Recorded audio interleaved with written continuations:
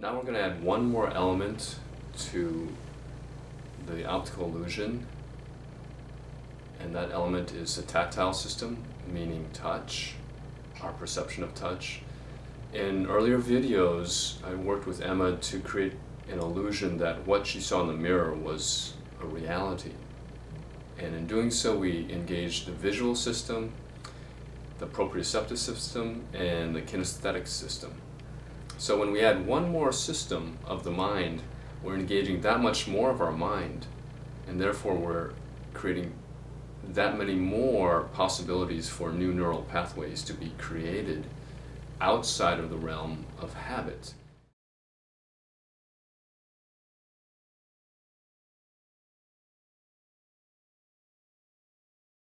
And remember that the habit here that we're dealing, or habits here that we're dealing with, are often self-destructive, often engaged with pain, the creation and recreation of pain, which is unnecessary at some point. They can also be engaged with excessive muscle tone, which also influences pain and makes us less coordinated.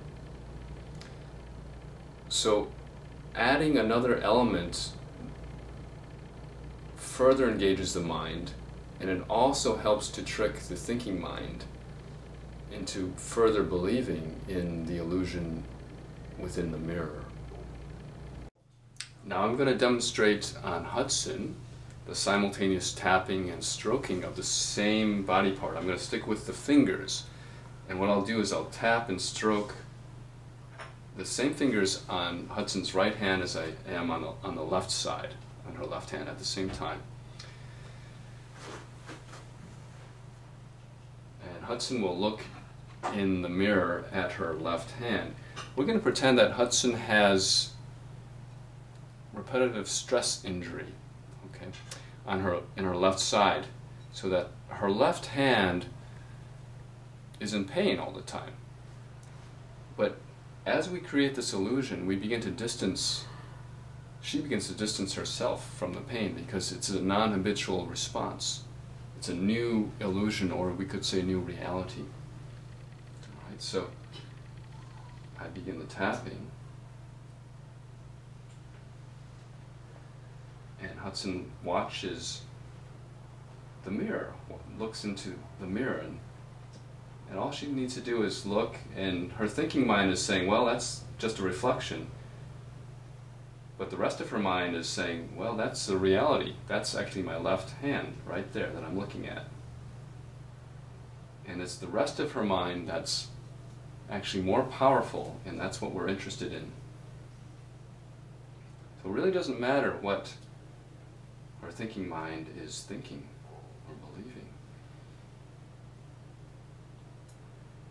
Now, to further bolster the illusion or the reality, what I can do is what I did in earlier videos, which is to give our subject, in this case Hudson, tasks to perform. Those tasks will consume her thinking mind. It counterintuitively takes her thinking mind out of the equation, and in doing so, the illusion or the reality, you could say, then becomes more of a reality. So one task I'll give you is begin to move your knee toward the mirror and away from the mirror at a count of 5, and you can count to 5 in your head.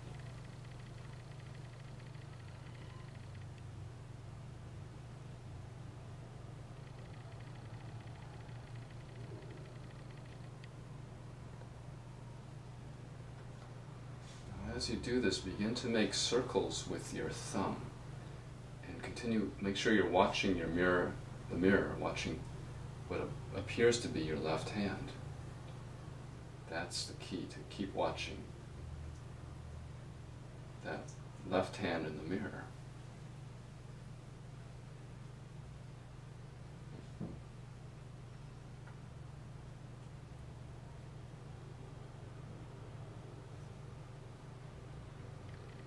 Reverse the circle,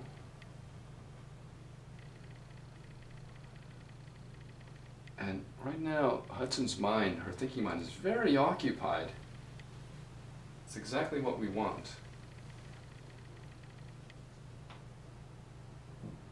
If I want to occupy it even more, I'll say, make the circles at a different pace, make the circles even slower, but continue counting to 5. So it becomes more challenging for her thinking mind.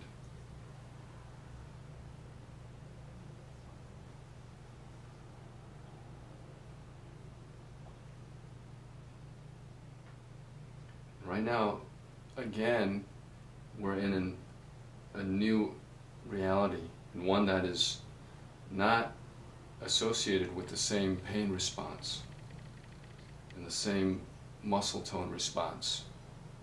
And that's exactly what we want. And the thinking mind is largely out of the equation, and that's also what we want. Not necessary, but useful. It just helps to bolster the illusion.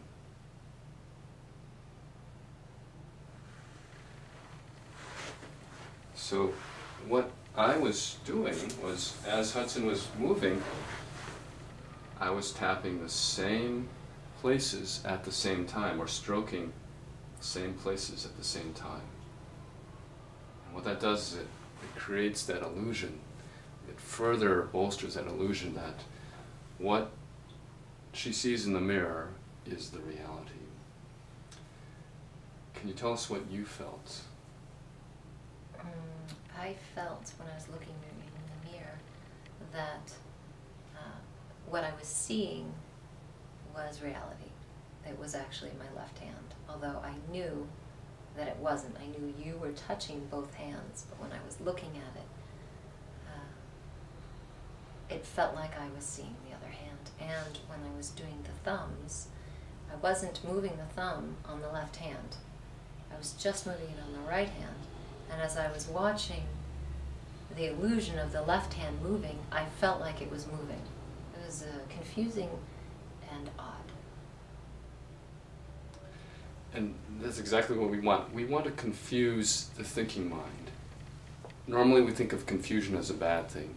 In this case, it's a very useful tool.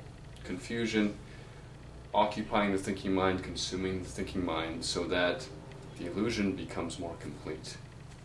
And as a result, I believe many more neural pathways, new neural pathways are created that are divorced from Hudson's habitual perception of pain, her habitual creation and recreation of pain, and her habitual creation and recreation of excessive muscle tone in certain parts of her body, specifically, in this case, her hand and her wrist and her forearm.